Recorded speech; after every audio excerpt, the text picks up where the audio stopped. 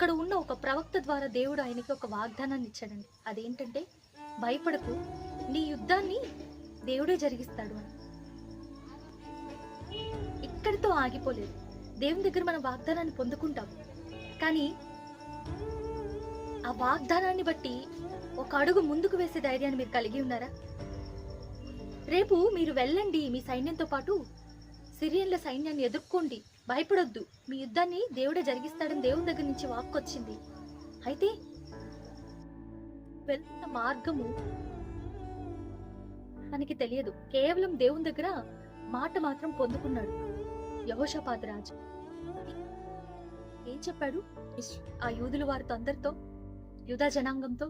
భయపడకండి, దేవుణ్ణి నమ్ముకోండి, ఆయన మీ జీవితంలో చేసిన మేలు ఒక మారు జ్ఞాపకపరచుకోండి, అడుగు ముందుకు వేయండి అని. వెళ్ళారు, విజయాన్ని పొందుకున్నారు.